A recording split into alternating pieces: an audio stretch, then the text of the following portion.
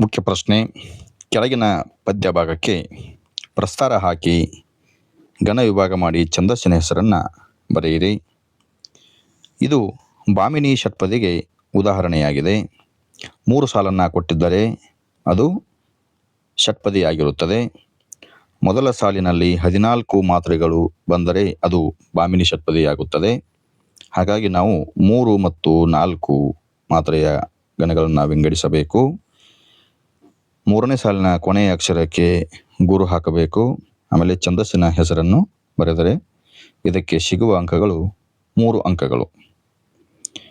ಮುಂದಿನ ಪ್ರಶ್ನೆ: ಕೆಳಗಿನ ವಾಕ್ಯದಲ್ಲಿರುವ ಅಲಂಕಾರವನ್ನು ಹೆಸರಿಸಿ, ಲಕ್ಷಣ ಬರೆದು ಸಮನ್ವಯಗೊಳಿಸಿ. ಬಾನಿನಲ್ಲಿ ಗಾಳಿಪಟಗಳು ಹಕ್ಕಿಗಳಂತೆ ಹಾರಾಡುತ್ತಿದ್ದವು. ಅಲಂಕಾರದ ಹೆಸರು ಉಪಮಾಲಂಕಾರ. ಲಕ್ಷಣ: 2 ವಸ್ತುಗಳಲ್ಲಿ ಇರುವ ಪರಸ್ಪರ ಹೋಲಿಕೆಯನ್ನು ವರ್ಣಿಸುವುದೇ ಉಪಮಾಲಂಕಾರ. ಉಪಮೇಯ ಬಾನಿನಲ್ಲಿ ಗಾಳಿಪಟಗಳು, ಉಪಮಾನ ಹಕ್ಕಿಗಳು, ಉಪಮಾವಾಚಕ ಅಂತೆ, ಸಮಾನ ಧರ್ಮ ಹಾರಾಡುವುದು. ಸಮನ್ವಯ: ಉಪಮೇಯವಾದ ಬಾನಿನಲ್ಲಿ ಗಾಳಿಪಟಗಳನ್ನು ಉಪಮಾನವಾದ ಹಕ್ಕಿಗಳಿಗೆ ಹೋಲಿಸಿ ವರ್ಣಿಸಲಾಗಿದೆ.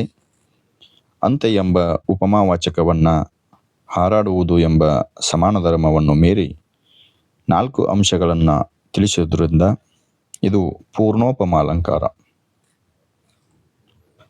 ಮುಂದಿನ ಮುಖ್ಯ ಪ್ರಶ್ನೆ: ಕೆಳಗಿನ ಗಾದೆಗಳಲ್ಲಿ ಯಾವುದಾದರೂ ಒಂದನ್ನು ಗಾದೆಯ ಮಹತ್ವದೊಂದಿಗೆ ವಿಸ್ತರಿಸಿ ಬರೆಯಿರಿ. 3 ಅಂಕಗಳು. 2 ಗಾದೆ ಮಾತನ್ನು ಕೊಟ್ಟಿರುತ್ತಾರೆ. ಅದರಲ್ಲಿ ನಾವು ಯಾವುದಾದರೂ ಒಂದನ್ನು ಆರಿಸಿಕೊಂಡು ಬರೆಯಬೇಕು. ಆರೋಗ್ಯವೇ ಭಾಗ್ಯ. ಗಾದೆಯ ಮಹತ್ವವನ್ನು ಮೊದಲಿಗೆ ಬರೆಯಬೇಕು. ಗಾದೆಗಳು ಜನಪದರ ಜೀವನದ ಅನುಭವದ ನುಡಿಮುತ್ತುಗಳು. ಇವುಗಳಿಂದ ಜೀವನದ ಮೌಲ್ಯ ಹೆಚ್ಚುತ್ತದೆ. ಆದ್ದರಿಂದಲೇ ವೇದ ಸುಳ್ಳಾದರೂ ಗಾದೆ ಸುಳ್ಳಾಗದು. ಗಾದೆಗಳು ವೇದಗಳಿಗೆ ಸಮ ಎಂದು ಹೇಳಿದ್ದಾರೆ. ಅಂತಹ ಹಲವು ಪ್ರಸಿದ್ಧ ಗಾದೆಗಳಲ್ಲಿ ಆರೋಗ್ಯವೇ ಭಾಗ್ಯ ಎಂಬ ಗಾದೆಯು ಒಂದಾಗಿದೆ. ಮನುಷ್ಯ ನೆಮ್ಮದಿಯಿಂದ ಬಾಳಬೇಕು, ಆನಂದದಿಂದ ಬದುಕಬೇಕು. ಅವನಿಗೆ ಅಂತಹ ನೆಮ್ಮದಿ ಆನಂದಗಳನ್ನು ಉತ್ತಮ ಆರೋಗ್ಯವು ಮಾತ್ರ ನೀಡುತ್ತದೆ. ಆರೋಗ್ಯವೆಂದರೆ ರೋಗ ರುಜಿನಗಳಿಂದ ಮುಕ್ತವಾಗಿರುವ ದೇಹ. ನಮ್ಮ ದೇಹವನ್ನು ಸಹ ಪ್ರತಿದಿನವೂ ಶುದ್ಧಗೊಳಿಸಬೇಕು. ಶುದ್ಧವಾದ ನೀರನ್ನು ಕುಡಿಯಬೇಕು. ಬೀದಿಯಲ್ಲಿ ಮಾರುವ ಆಹಾರ ಪದಾರ್ಥಗಳನ್ನು ತಿನ್ನಬಾರದು. ಸಮತೋಲನ ಆಹಾರವನ್ನು ಸೇವಿಸಬೇಕು. ನಾವು ವಾಸಿಸುವ ಸ್ಥಳ ಗಾಳಿ ಸಂಚಾರಕ್ಕೆ ಯೋಗ್ಯವಾಗಿರಬೇಕು. ಕಟ್ಟಡದೊಳಗೆ ಸೂರ್ಯನ ಬೆಳಕು ಬೀಳುವಂತಿರಬೇಕು. ಹೀಗಾಗಿ ಆರೋಗ್ಯವನ್ನು ಕಾಪಾಡಿಕೊಂಡರೆ ಮಾತ್ರ ಜೀವನದಲ್ಲಿ ನಿಜವಾದ ಭಾಗ್ಯವನ್ನು ಅನುಭವಿಸಬಹುದು. ಧನವು, ವಿದ್ಯೆಯು, ಸೌಖ್ಯವು ಆರೋಗ್ಯದ ಮೇಲೆಯೇ ನಿಂತಿದೆ. ಆರೋಗ್ಯವೇ ಭಾಗ್ಯ ಎಂಬ ಗಾದೆ ಸದಾ ನಮ್ಮ ಜೀವನದಲ್ಲಿ ಅನುಸರಿಸಬೇಕಾದ ಅಮೂಲ್ಯ ಸಂದೇಶವನ್ನು ನೀಡುತ್ತದೆ. ಇನ್ನೊಂದು ಗಾದೆ ಮಾತು: ಬೆಳ್ಳಗಿರುವುದೆಲ್ಲ ಹಾಲಲ್ಲ. ಆತ್ಮೀಯ ವಿದ್ಯಾರ್ಥಿಗಳೇ, ಈ 2 ಗಾದೆ ಮಾತುಗಳಲ್ಲಿ ನಿಮಗೆ ಯಾವುದು ಸುಲಭ ಅನಿಸುತ್ತೋ ಅದನ್ನು ಬರೆಯಬೇಕು. ಮುಂದಿನ ಮುಖ್ಯ ಪ್ರಶ್ನೆ: ಕೆಳಗಿನ ವಾಕ್ಯ ಅಥವಾ ಹೇಳಿಕೆಗಳಿಗೆ ಸಂದರ್ಭ ಮತ್ತು ಸ್ವಾರಸ್ಯವನ್ನು ಬರೆಯಿರಿ. ಪ್ರಶ್ನೆ ಸಂಖ್ಯೆ 33: ರಜಪೂತಾನ ಸ್ತ್ರೀಯರಿಗೆ ಬೇರೆ ಪ್ರೇರಣೆ ಬೇಕಿಲ್ಲ. ಈ ವಾಕ್ಯವನ್ನು ಶಿವರಾಮ್ ಕಾರಂತರು ಬರೆದಿರುವ ಅಬುವಿನಿಂದ ಬರಾಮಕ್ಕೆ ಪ್ರವಾಸ ಕಥನದ ಬೆಡಗಿನ ತಾಣ ಜಯಪುರ ಗದ್ಯದಿಂದ ಆರಿಸಿಕೊಳ್ಳಲಾಗಿದೆ. ಸಂದರ್ಭ: ಕಾರಂತರು ಅಂಬೇರದ ಅರಮನೆ ವೀಕ್ಷಿಸಿ ಮನೆಗೆ ಹೊರಡುವಾಗ ಹೊಲಗದ್ದೆಗಳಲ್ಲಿ ಕಾಗೆ ಕೋಳಿಗಳಿಗಿಂತ ನವಿಲನ್ನು ಹೆಚ್ಚಾಗಿ ಕಂಡರು. ಜಯಪುರದ ಜನರಿಗೆ ಬಣ್ಣದ ಕಣ್ಣು ಹುಟ್ಟಲು ಇದೇ ಕಾರಣ ಎಂದು ಹೇಳಿದ ಸಂದರ್ಭದಲ್ಲಿ ಈ ಮಾತು ಬಂದಿದೆ. ಸ್ವಾರಸ್ಯ: ಹೇರಳವಾಗಿ ಕಂಡುಬರುವ ನವಿಲು ಅಲ್ಲಿನ ಸ್ತ್ರೀಯರಿಗೆ ಬಣ್ಣದ ಬಗೆಗಿನ ವ್ಯಾಮೋಹಕ್ಕೆ ಪ್ರೇರಣೆಯಾಗಿದೆ ಎಂಬುದು ಸ್ವಾರಸ್ಯ. ಮುಂದಿನ ಪ್ರಶ್ನೆ: ರಾಜ್ಯಭಾರ ಅಂದರ ಕಾಯಕ, ಅದಕ್ಕ ವಂಶ ಇದ್ದರ ಸಾಲದು.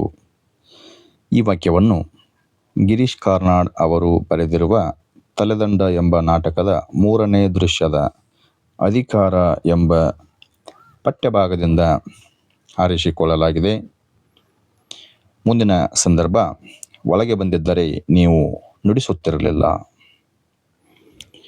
ಈ ವಾಕ್ಯವನ್ನು ಎಸ್.ಎಲ್. ಭೈರಪ್ಪ ಅವರು ಬರೆದಿರುವ ನಾನು ಕಂಡಂತೆ ಡಾಕ್ಟರ್ ಬಿ.ಜಿ.ಎಲ್. ಸ್ವಾಮಿ ಎಂಬ ಗದ್ಯಪಾಠದಿಂದ ಆಯ್ದುಕೊಳ್ಳಲಾಗಿದೆ.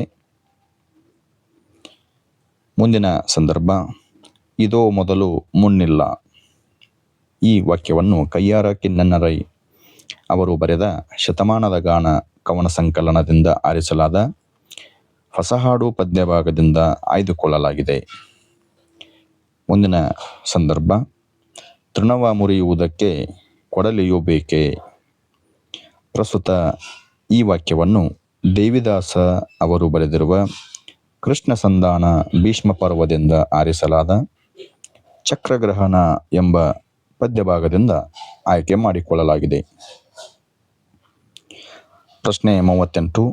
ಕಮಲಜಂ ನೀಲದಿಂದ ಮಾಡಿದ ಸಾಲಬಂಜಿಕೆಗಳ್ ಒದವಿ ಜೀವನ್ ದಳೆದವು.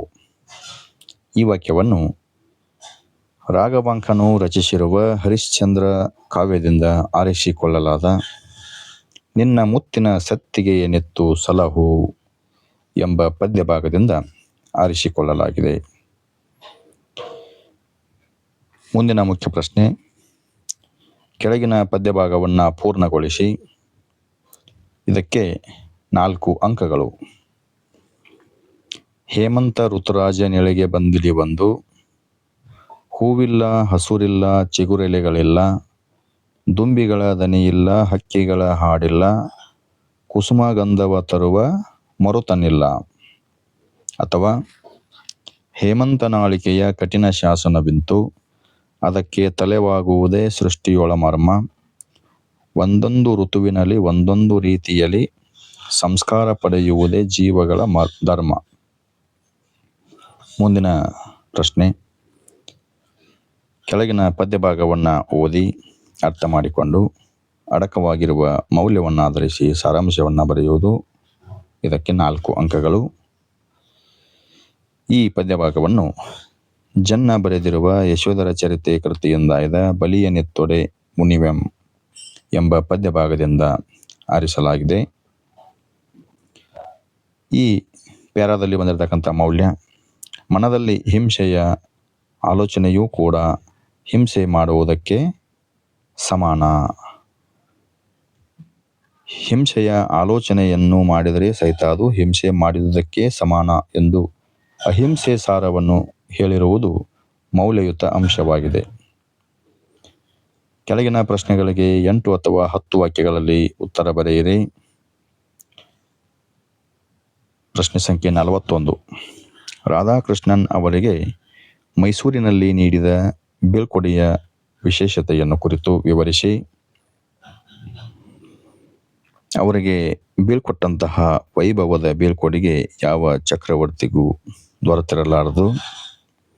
ಆ ದಿನ ವೈಭವಕ್ಕಿಂತ ಹೆಚ್ಚಾಗಿ ಹೃದಯದಿಂದ ನೇರವಾಗಿ ಹೊರಹೊಮ್ಮಿದ ಗುರುಪ್ರೇಮ.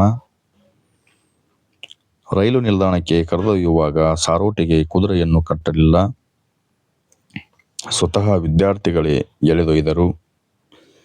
ಕಂಪಾರ್ಟ್ಮೆಂಟ್ಗೆ ಒರಗುದಿಂಬು ಹಾಗೂ ರತ್ನಗಂಬಳಿಗಳನ್ನು ಹಾಕಿ ಮಲಗುವ ಸೀಟನ್ನು ನೆಲವನ್ನು ಹೂವಿನಿಂದ ಸುಪ್ಪತ್ತಿಗೆಯಂತೆ ಮಾಡಿ ದೈವ ಮಂದಿರವನ್ನು ಭಕ್ತರು ಅಲಂಕರಿಸುವಂತೆ ಅಲಂಕರಿಸಲಾಗಿತ್ತು. ಅಥವಾ ಹಿಂದೂ ಧರ್ಮ ಮತ್ತು ತತ್ವಶಾಸ್ತ್ರದ ಬಗ್ಗೆ ರಾಧಾಕೃಷ್ಣನ್ ಅವರ ಅಭಿಪ್ರಾಯವೇನು? ಮುಂದಿನ ಪ್ರಶ್ನೆ: ಕನ್ನಡ ನಾಡಿನ ವಿಸ್ತಾರ, ಪ್ರಾಕೃತಿಕ ಸಂಪತ್ತಿನ ಬಗೆಗೆ ಕವಿಗಳು ಹೇಗೆ ವರ್ಣಿಸಿದ್ದಾರೆ? ಕಾವೇರಿಯಿಂದ ಗೋದಾವರಿವರ ಮಿರ್ದ ನಾಡದ ಕನ್ನಡದೋಳ್ ಎಂಬ ಮಾತಿದೆ. ಕನ್ನಡ ನಾಡು ಸುಂದರವಾದ ಸಂಪದ್ಭರಿತವಾದ ನಾಡು, ಚಿನ್ನದ ನಾಡು, ಗಂಧದ ನಾಡು ಎಂಬ ಕೀರ್ತಿಗೆ ಭಾಜನವಾಗಿದೆ.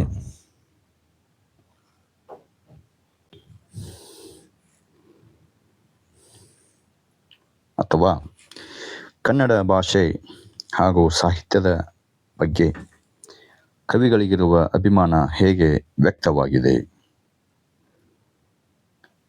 ಕನ್ನಡ ನಾಡಿನ ಜನತೆ ಕ್ರಮವರಿತು ನಡೆಯಬಲ್ಲರು, ನುಡಿದುದನ್ನು ಅರಿತು ಪಾಲನೆ ಮಾಡಬಲ್ಲರು.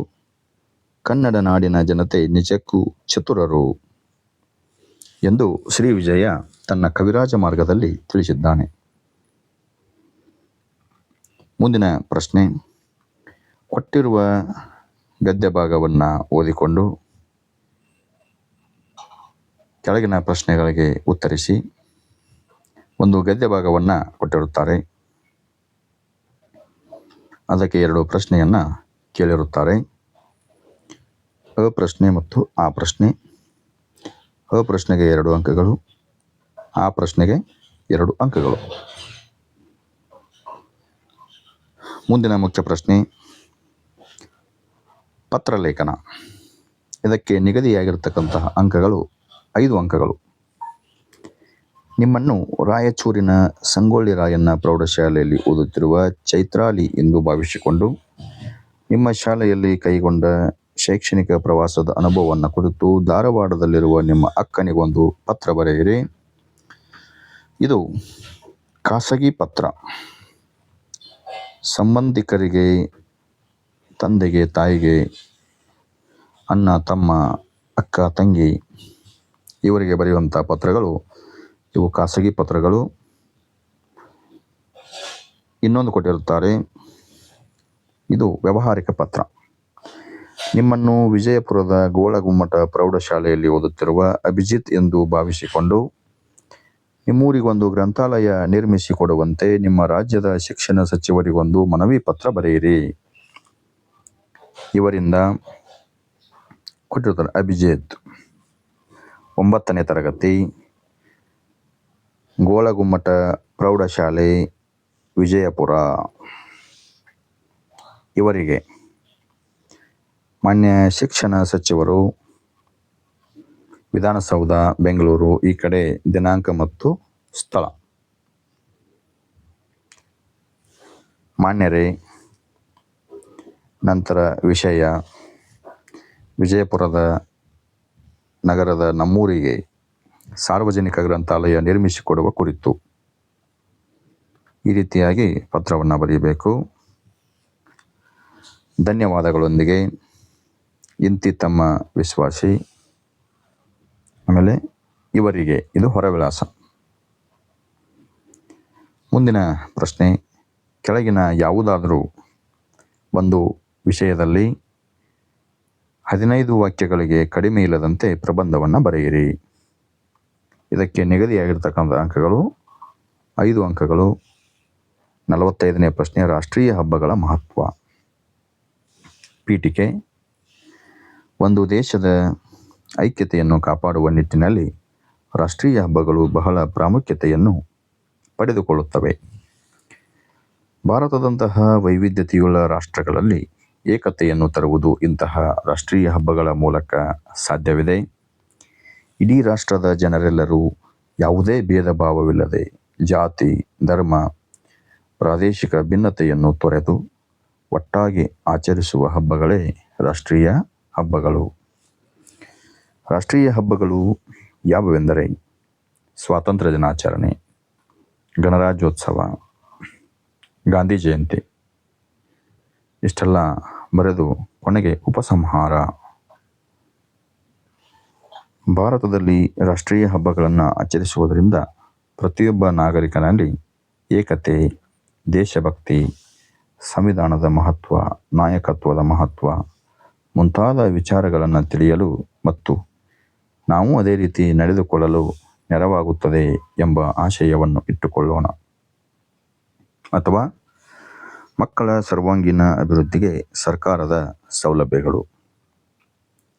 ಪೀಠಿಕೆ. ಮಕ್ಕಳು ಯಾವುದೇ ರಾಷ್ಟ್ರದ ಅಮೂಲ್ಯ ಸಂಪತ್ತು. ಮಕ್ಕಳ ಸರ್ವಾಂಗೀಣ ಅಭಿವೃದ್ಧಿಯ ಮೇಲೆ ರಾಷ್ಟ್ರದ ಭವಿಷ್ಯ ಅವಲಂಬಿತವಾಗಿದೆ. ಮಕ್ಕಳ ದೈಹಿಕ, ಮಾನಸಿಕ, ಬೌದ್ಧಿಕ, ಸಾಮಾಜಿಕ ಹಾಗೂ ನೈತಿಕ ಬೆಳವಣಿಗೆಗೆ ಸಹಕಾರಿಯಾಗುವಂತೆ ಸರ್ಕಾರವು ವಿವಿಧ ಸೌಲಭ್ಯಗಳು ಮತ್ತು ಯೋಜನೆಗಳನ್ನು ಜಾರಿಗೊಳಿಸಿದೆ.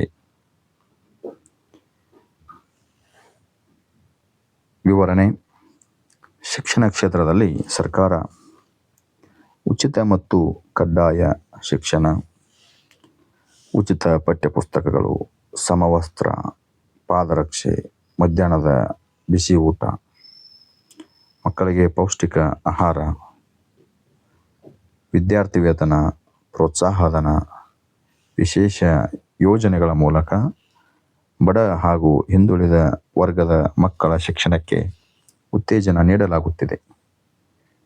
ಪೌಷ್ಟಿಕ ಆಹಾರ, ಲಸಿಕೆ, ತೂಕ ಮತ್ತು ಎತ್ತರ ತಪಾಸಣೆ, ಆರೋಗ್ಯ ಸಲಹೆ.